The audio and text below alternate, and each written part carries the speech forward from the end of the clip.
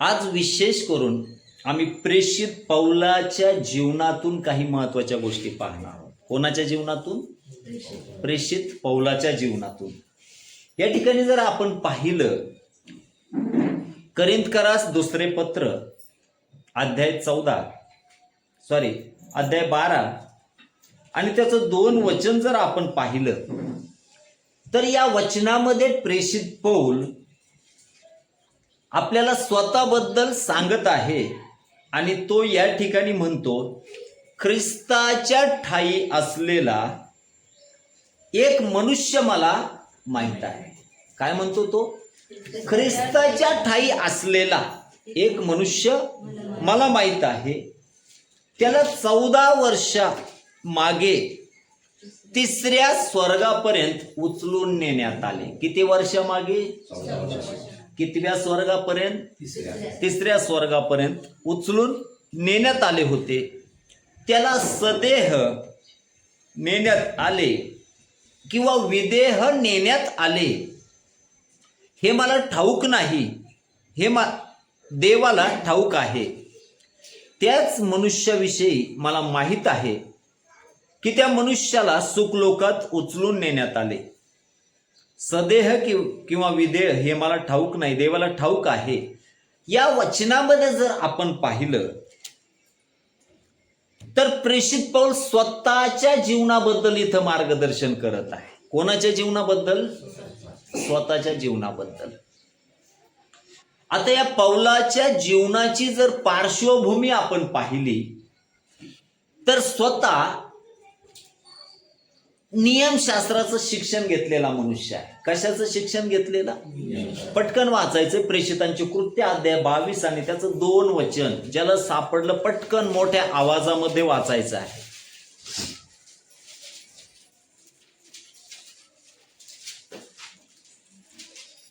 तो आपणाबरोबर इब्री भाषेत बोलत आहे हे ऐकून ते अधिक शांत झाले. मग त्याने म्हटले, मी यहुदी आहे, माझा जन्म किलकियातील तार्स नगरात झाला. आता बघा, इथं तो स्वतःबद्दल माहिती करून देतो आणि तो इथं काय सांगत आहे? मी कोण आहे? यहुदी आहे. कोण आहे तो? यहुदी आहे. त्याचा जन्म कुठे झाला? तर किलकियातील तार्स या गावामध्ये त्याचा काय झाला? जन्म झाला. पुढे वाचा.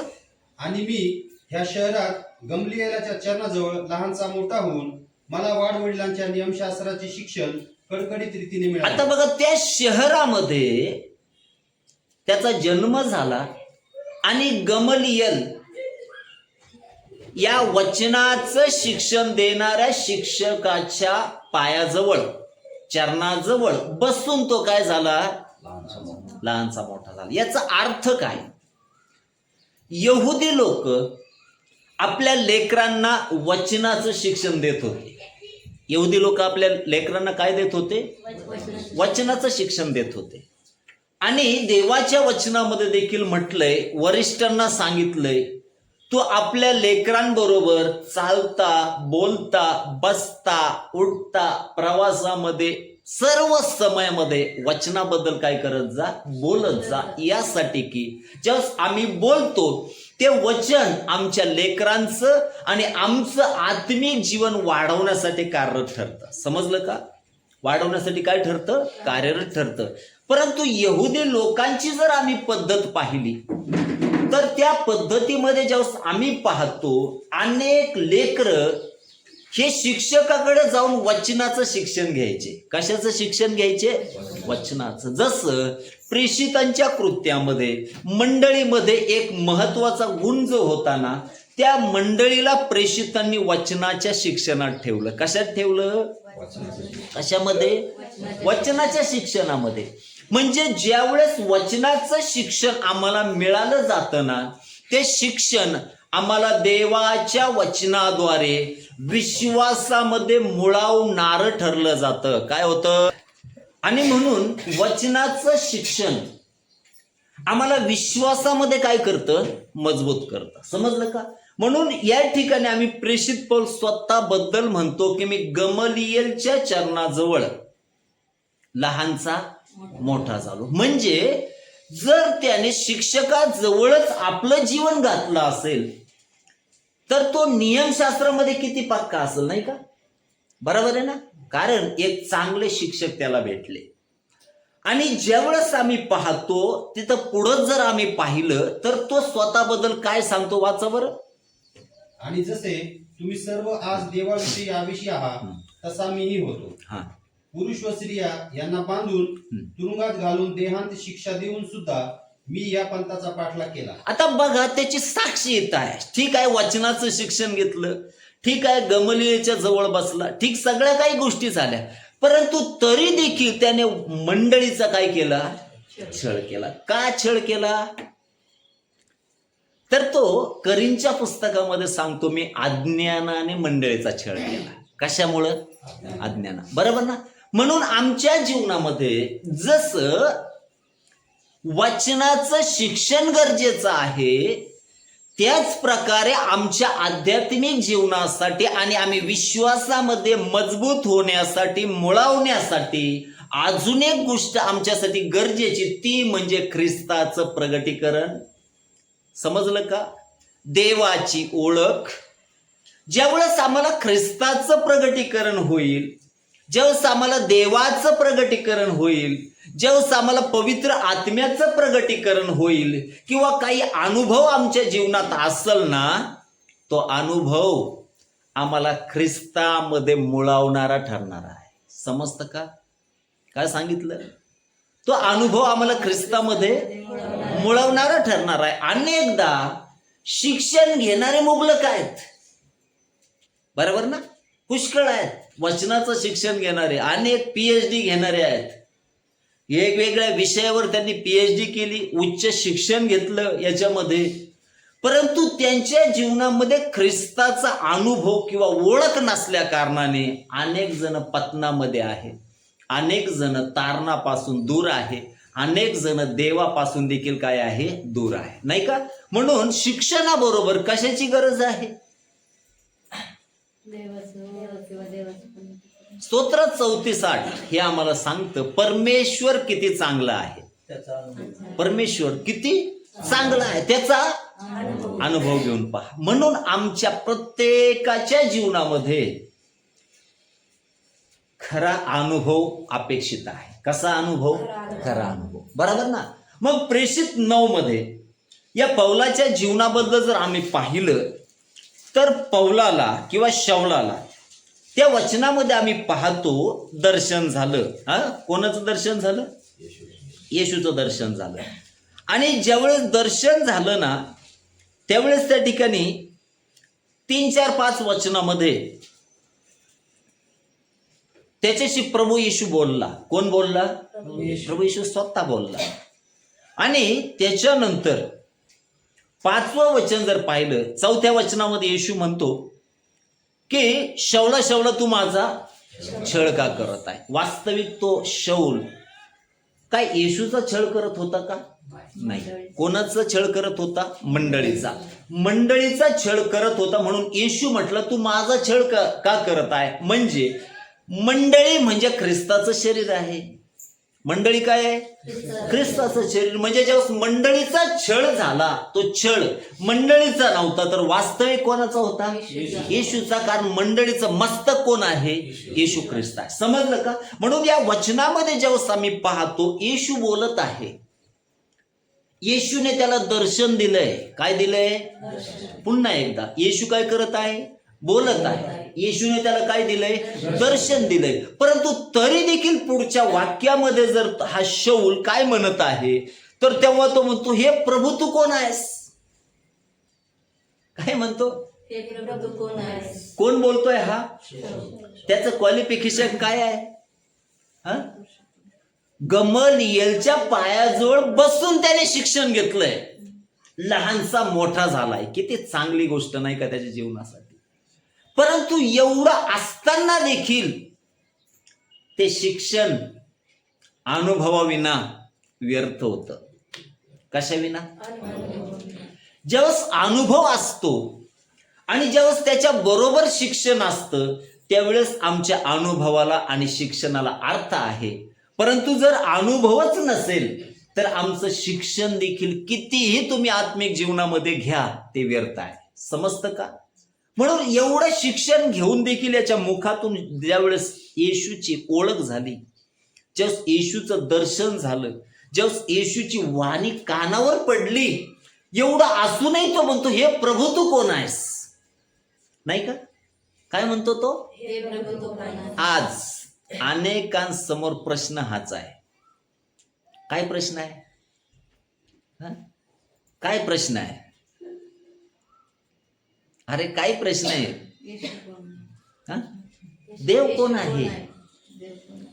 अगणिक लोक श्रद्धा ठेवतात देवावर, परंतु जर ओळख त्यांना झाली नाही तर त्यांचं कर्म व्यर्थ आहे. त्यांचं कर्म काय आहे? व्यर्थ आहे ना. जर ओळख त्यांना झाली नाही, ते जे काही करत आहे ते काय आहे? व्यर्थ होऊन जाणार. म्हणून देवाची ओळख असणं अत्यंत महत्वाची गोष्ट आहे, नाही का? मग या वचनामध्ये आम्ही पाहतो, त्याला ओळख होती का? नव्हती. पवित्र शास्त्रामध्ये शमूएल राहण्यासच मंदिरात होता. शमूएल कुठं होता? बरोबर ना? देवाच्या मंदिरात होता. कोणाबरोबर होता? एली याजकाच्या बरोबर होता. तो अभिषिक्ताच्या बरोबर होता. आणि या याजका बरोबर असताना देखील जन्मल्यानंतर आपल्या जीवनाचा सर्वाधिक वेळ मंदिरामध्ये दिलेला असताना देखील त्याला देवाच्या वाणीची ओळख नव्हती. काय म्हटलं मी? देवाच्या वाणीची जन्म होती का? नव्हती. त्याचा परिणाम काय झाला? ज्यावेळेस देव त्याला हाक मारतो, ती हाक ऐकल्यानंतर हा देवाला प्रतिसाद देण्याऐवजी एली याजकाकडे चालत गेला. कोणाकडे चालत गेला? बरोबर ना? बरोबर ना? म्हणून एवढा असताना देखील त्याला देवाची वाणी ओळखता आली का? या दिवसामध्ये आमची प्रार्थना असायला पाहिजे, हे देवा माझे आत्मिक नेत्र उघड, म्हणजे मी तुझं गौरवी स्वरूप पाहू शकेल, नाही का? ह्या दिवसात आमची ही प्रार्थना असायला पाहिजे, हे देवा माझे कान उघड, माझं मन उघड, जेणेकरून मी तुझं अद्भुत दर्शन पाहू शकतो, अद्भुत गौरव पाहू शकतो, नाही का? बरोबर आहे ना? म्हणून पवित्र शास्त्रामध्ये लूका शुभवर्तमानामध्ये जर आम्ही एक वचन वाचलं तर अत्यंत महत्वाचं वचन आम्हाला त्या ठिकाणी पाहावयास मिळतं. शेवटचा अध्याय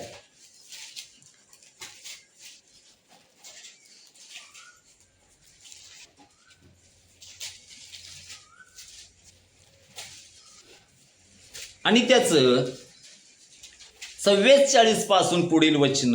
मग तो त्यांना म्हणाला, मी तुमच्या बरोबर असताना तुम्हाला सांगितलेली माझी वचने हीच आहेत की मोशेचे नियमशास्त्र, संदेष्टे व स्तोत्रे यात माझ्याविषयी जे लिहिलेले आहे ते सर्व पूर्ण होणे आवश्यक आहे. तेव्हा त्यांना शास्त्र समजावे म्हणून त्याने त्यांचे मन उघडले.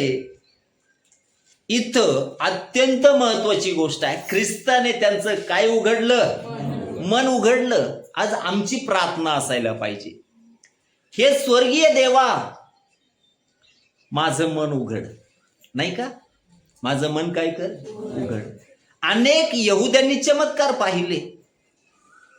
यहुद्यांनी त्यांच्या समोर वचन होतं, परंतु तरीही त्यांना ख्रिस्ताला ओळखता आलं का? आजही अगणिक यहुदी देवाला ओळखू शकले का? बरोबर ना? जे त्या वंशात जन्मले, नाही का? परंतु तरी त्याला ओळखू शकले नाही.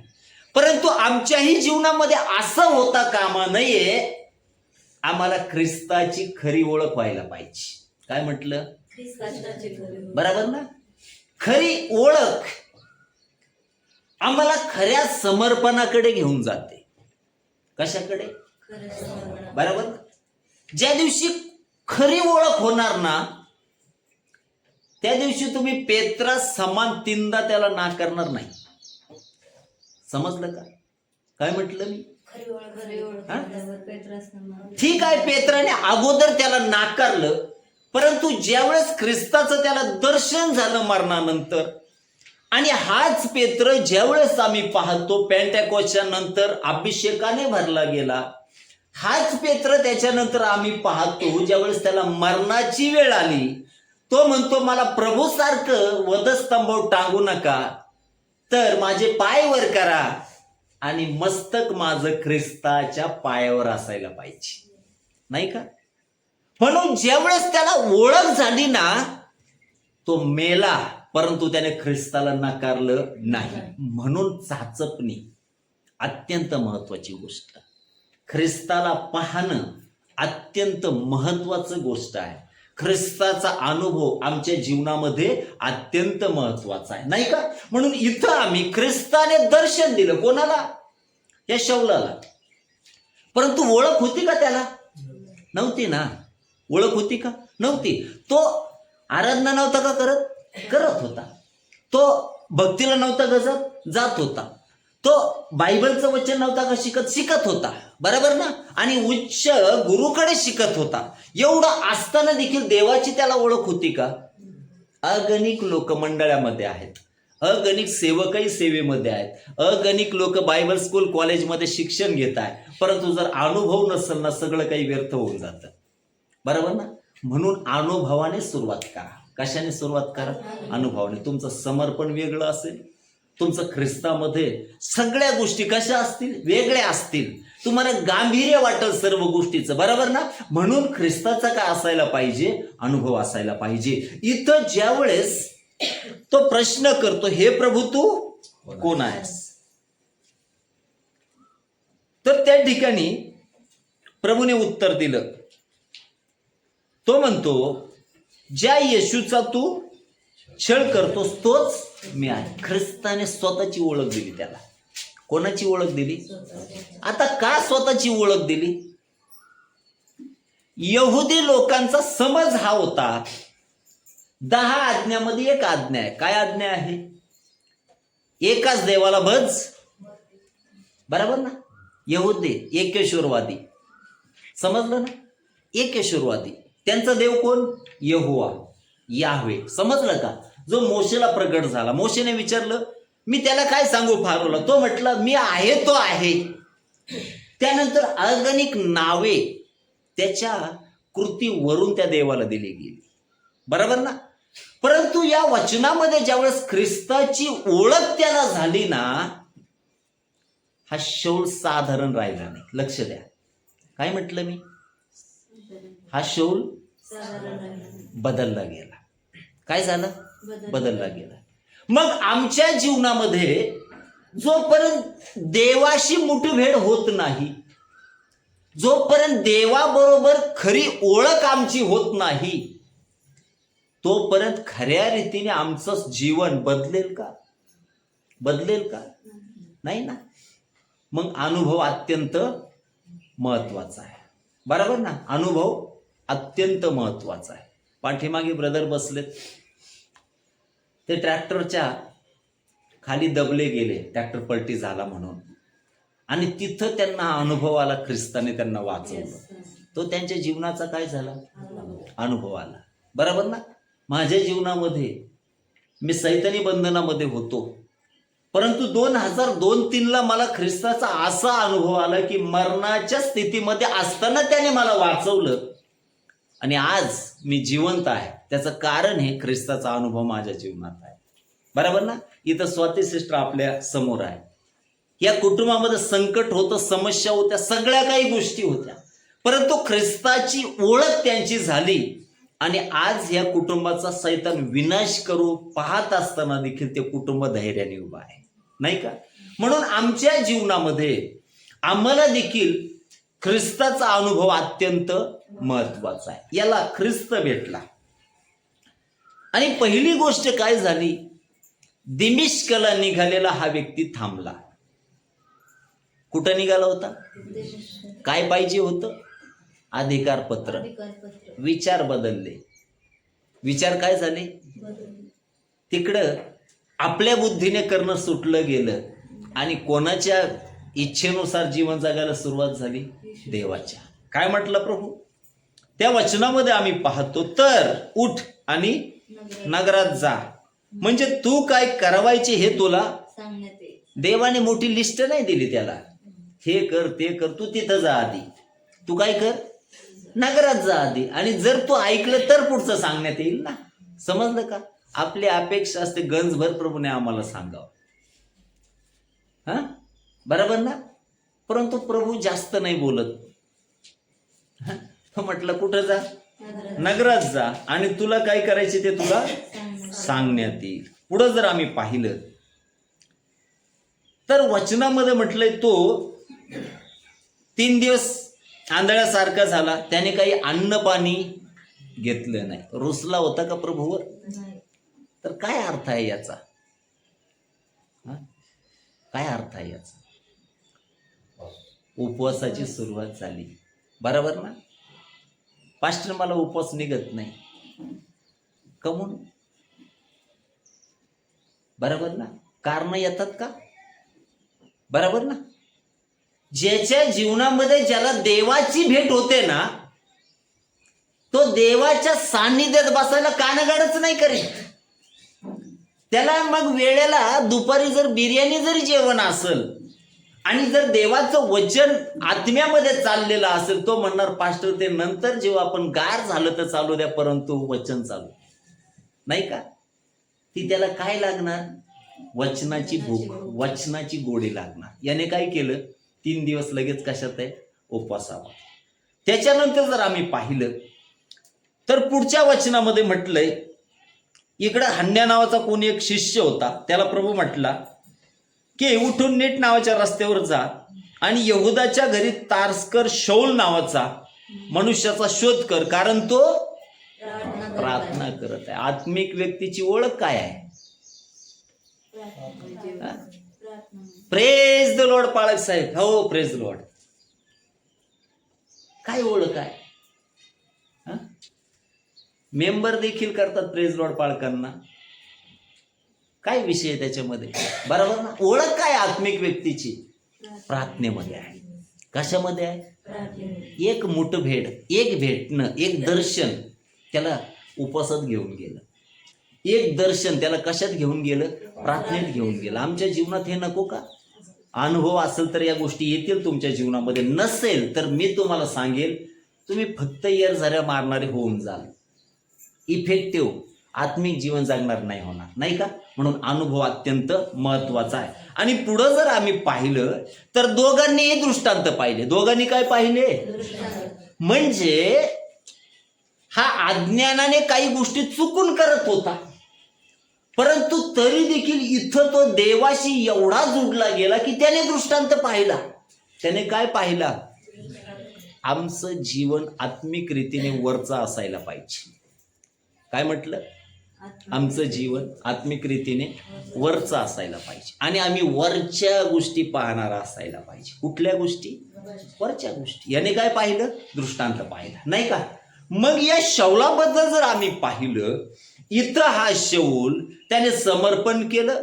त्याच्यानंतर आम्ही या शौलाच्या जीवनामध्ये पाहतो, हनन्याने त्याच्या मस्तकावर हात ठेवले, त्याचा बाप्तिस्मा झाला, आणि 20 वचनापासून पुढे जर आम्ही पाहिलं, त्याने सेवा सुरू केली. काय केलं त्याने?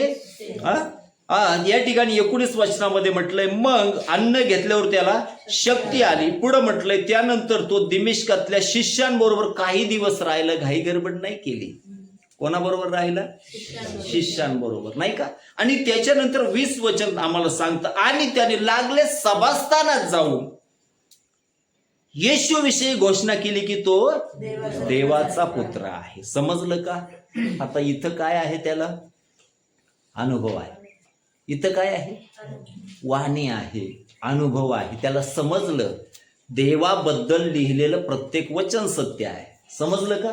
आणि आता ज्यावेळेस आम्ही पाहतो, त्याने सेवा कार्य सुरू केलं. त्याने अगणिक लोक देवाच्या राज्यासाठी जिंकले. त्याने मोठं कार्य केलं, आणि एका ठिकाणी त्याला धोंडमार झाली. एका ठिकाणी काय झाली? त्याला धोंडमार झाली. परंतु एवढा डेरिंगबाज असणारा हा व्यक्ती संकट देखील माझी वाट पाहतात म्हणतो. काय म्हणतो? तो मरायला तयार आहे, परंतु पाठीमागे फिरायला तयार नाही. समजलं का? समजलं का?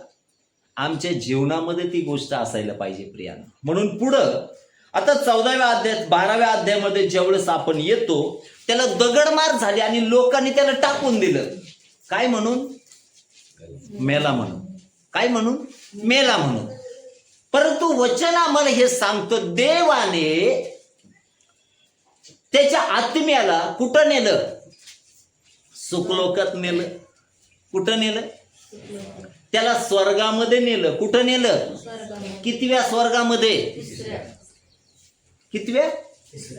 अनेक स्वर्ग आहेत. इथं 3 स्वर्गाचा उल्लेख दिलाय, बरोबर ना? इथं किती स्वर्गाचा उल्लेख दिलाय? 3रं स्वर्ग याचा उल्लेख प्रेषित पौल इथं करतो. मग याला देवाने स्वर्गात नेलं. का नेलं असेल? का नेलं असेल? का नेलं असेल? ज्यावेळेस त्याला दृष्टांत पडला त्याचं जीवन बदललं आणि ख्रिस्ताच्या इच्छेनुसार जीवन जगलं. त्याला वरील गोष्टी दाखवल्या. देवाने त्याला स्वर्गामध्ये यासाठी नेलं की त्याला परिपूर्ण खात्री वाटावी. समजलं का? समजलं का? आम्हाला जो तो अनुभव देतो ना, त्याच्यामध्ये देवाची इच्छा ही असते, आम्ही 100% विश्वास करावा. किती टक्के? 100%. किती टक्के? 100%. नाही का? अनेकदा असं होत नाही.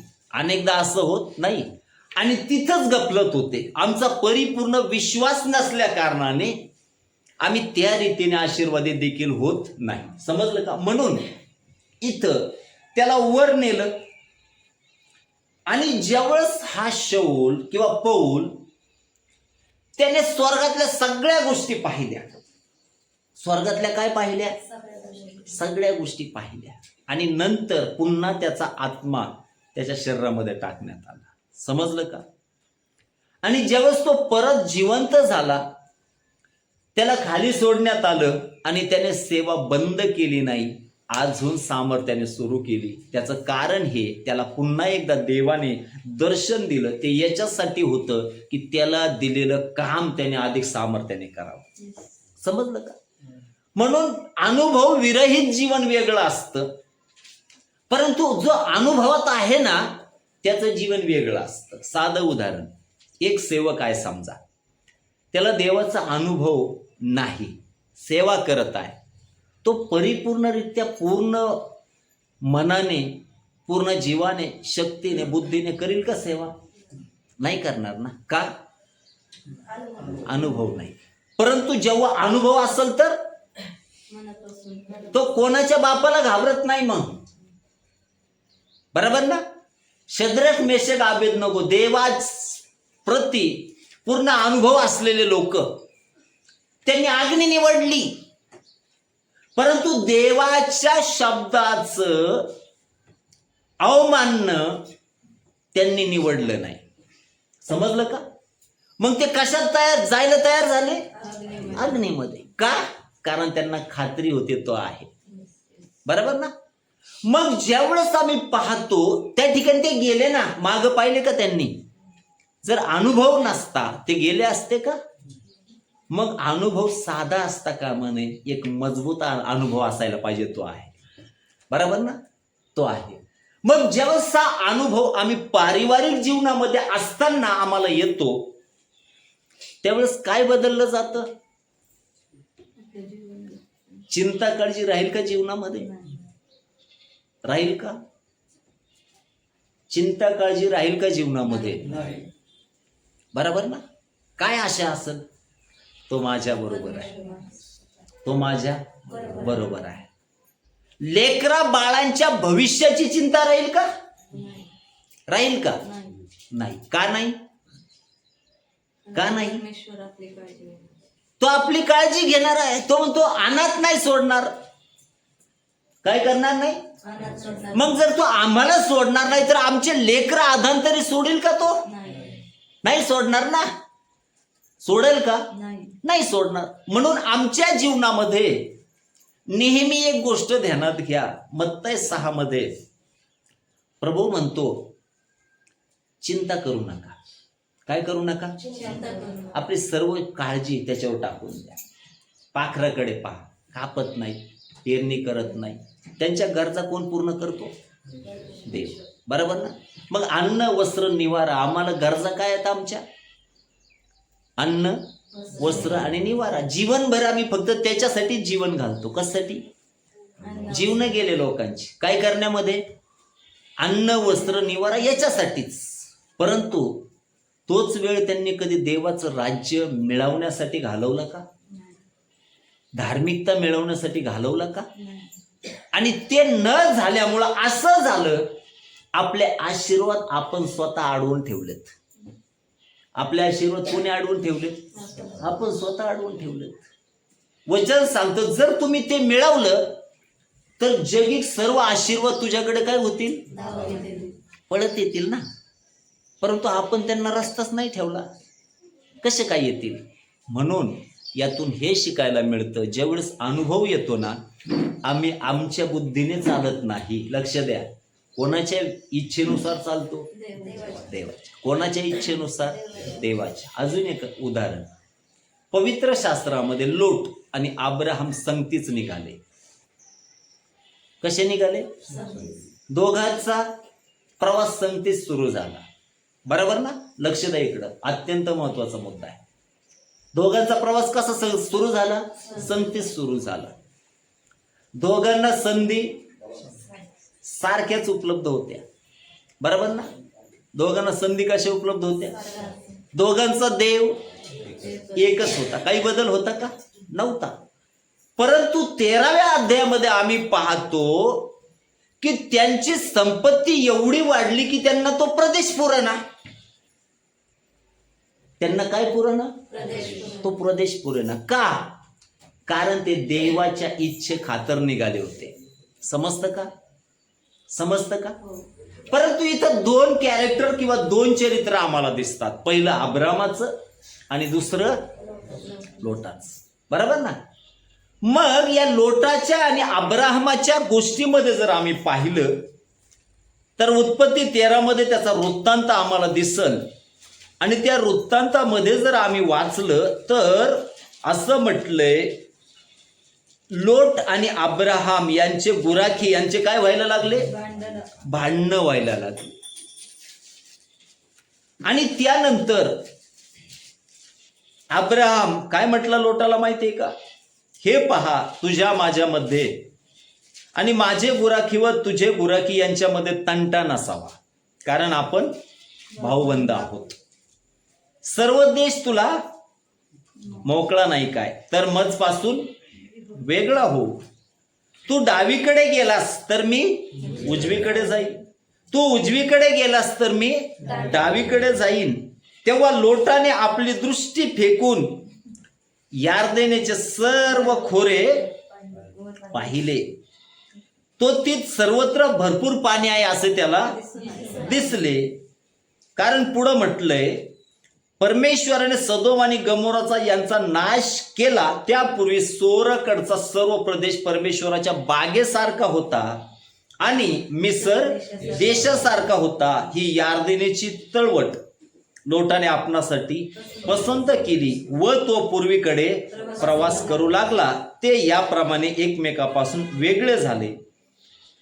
या वचनामध्ये आपण पाहतो अब्राहम याच्याबरोबर जर आपण वाचलं तर 12व्या अध्यायामध्ये आणि त्याचं 4थ्या वचनामध्ये हा त्याचा पुतण्या होता. संगतीच निघाल्या हारानेतून. समजलं का? आणि ज्यावेळेस ज्या प्रदेशामध्ये गेले तिथं त्यांची धनसंपत्ती एवढी वाढली, त्यांना तो प्रदेश काय व्हायना? पुरेना. आणि त्या ठिकाणी ज्यावेळेस अब्राहम देवाचा मित्र म्हटलंय, देवाबरोबर विश्वास ठेवून चालणारा म्हटलंय. बरोबर. आता अब्राहमाचा विश्वास वेगळा होता. लक्ष द्या, इकडे बघा. यहोशुआ 24:2 मध्ये परमेश्वराने अब्राहमाला दर्शन दिलं. उत्पत्ती 12 मध्ये त्या परमेश्वराने त्याला पाचारण केलं आणि त्याच्या जीवनामध्ये हा अनुभव होता की तो आहे. समजलं का? मग त्याने आपलं घरदार सगळं काही सोडलं आणि तो देवाने सांगितलेल्या इच्छेनुसार चालला. समजलं का? इथं 2 गोष्टी आहेत आणि 2 प्रकारचे लोक आम्हाला दिसतात. एक देवाच्या इच्छेनुसार चालणारे आणि दुसरे स्वतःच्या डोक्यानुसार चालणारे. समजलं का? आम्ही कसं चालावं? समजलं का? कसं चालावं? देवाच्या इच्छेनुसार. आता ज्यावेळेस अब्राम म्हटलं आपण वेगळं होऊ, आता वास्तविक निवड करायची संधी कोणाला होती? कोणाला होती? अब्रामाला. त्याने कोणाला दिली?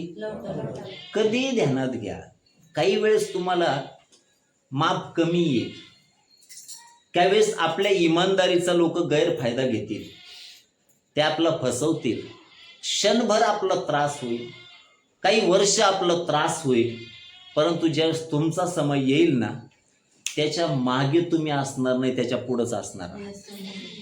समजलं का? म्हणून कधीही आपल्या बुद्धीवर अवलंबून राहू नका. कोणावर विसंबून राहा? देवावर अवलंबून राहा. अब्राहम स्वतःच्या बुद्धीवर अवलंबून होता का? नाही. देव जे सांगत तो ते करत होता. आणि इथं या लोटाने सगळ्या प्रदेशावर नजर मारली आणि वचन सांगतं, तो प्रदेश त्याला कसा वाटला?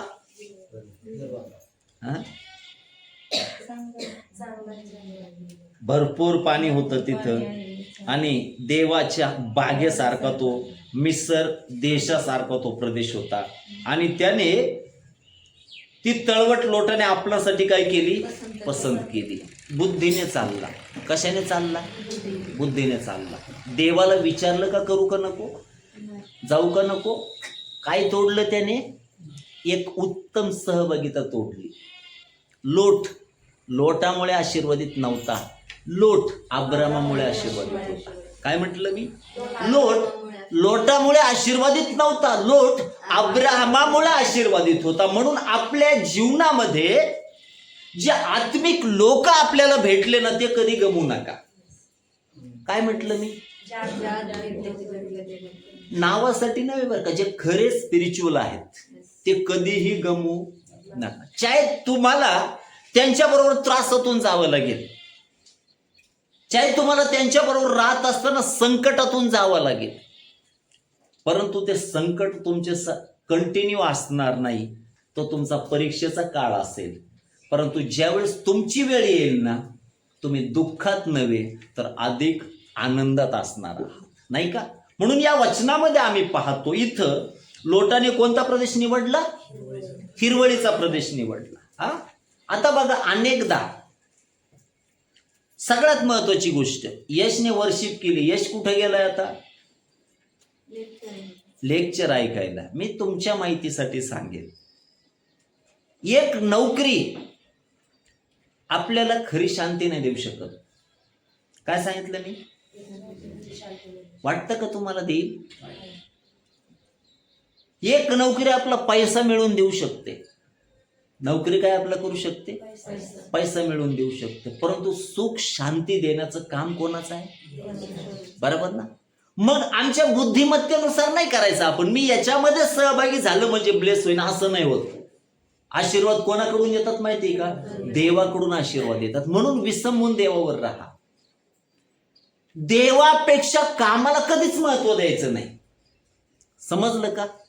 काय सांगितलं मी? देवापेक्षा कामाला कधी महत्व द्यायचं नाही. जेव्हा तुम्ही देवाला सर्वांपेक्षा अधिक महत्व देताल ना, त्यावेळेस देव देखील तुम्हाला सर्व गोष्टीपेक्षा अधिक महत्व देतात. परिणाम काय होतो माहिती का त्याचा? उन्नती पूर्वेकडून पश्चिमेकडून नव्हे तर कोणाकडून येते? नाही का? कधीच अवलंबून राहू नका. म्हणून स्तोत्रकर्ता दावीद एक गोष्ट शिकला. तो म्हणतो, मी आपली दृष्टी पर्वताकडे लावतो. कशाकडे? मला सहाय्य कुठून येईल? आकाशाचा व पृथ्वीचा उत्पन्न करता, निर्माण करता जो परमेश्वर आहे त्याच्यापासून मला काय येते? सहाय्य येते. तो वादळाच्या समयामध्ये तुम्हाला मरू देणार नाही. बरोबर ना? तो वादळ वाऱ्या शांत करेल. तुम्ही अग्नीमध्ये गेले म्हणजे तुम्ही नष्ट होणार नाही. त्याही ठिकाणी शद्रक मेषक अबेदनगोसाठी जसं त्याने देवदूत पाठवला, स्वतःचा पुत्र पाठवला, तसं तुमच्यासाठी तो कोणाला तरी पाठवले वाचून राहणार. बरोबर ना? आणि मरणाच्या खाईमध्ये सिंहाच्या समोर असणारा दानिएल भलेही सिंहाच्या समोर असू द्या, परंतु त्याच्यासाठी देवदूत पाठवण्यासाठी देखील तो समर्थ आहे. कारण दानिएलाच्या जीवनामध्ये तो सर्वात प्रथम स्थान देवाला देणारा होता, नाही का? संकट येतात, परंतु संकटाबरोबर उपाय करणारा देखील आमच्या बरोबर असतो. हालेलुया. म्हणून नेहमी बुद्धिमत्तेने नाही चालायचं. मी ज्यावेळेस प्रभूमध्ये आलो, माझ्या जीवनात एक मजबूत ख्रिस्ताचा अनुभव होता. त्या अनुभवाने काय केलं, मी काम बंद करून टाकायचो, सेवेला जायचो. काय करायचो? काम बंद करून टाकायचो. एक दिवस खाडा गेला, 1000-1200 रुपये माझं नुकसान व्हायचं, परंतु माझ्यासाठी ते नगण्य असायचं. मी वरून 200-300 रुपयाचं पेट्रोल जाऊन लोकांच्या घरी प्रार्थना करून यायचो. तिथून 10-20-50 रुपये दानर पण घेऊन यायचो. म्हणजे कोळशाचे धंदे ओरिजिनल. काय जाळून? घर जाळून कोळशाचे धंदे. परंतु हा भागच नाही. देव काय करतो? तो म्हणतो, जे तुझं नुकसान झालं त्याची भरपाई मी करून देईन. 2005 पासून सेवा कार्यामध्ये, परंतु 2020 ते 26 देवाने कामाची गरज नाही ठेवली. समजलं का? कामाची गरज ठेवली काच? नाही ठेवली. कोणी केलं? ठीक आहे, डिपेंड असतो त्याच्यावर. पैसा कमवला असता, सगळ्या काही गोष्टी असत्या, परंतु देवाकडचे आशीर्वाद असते का?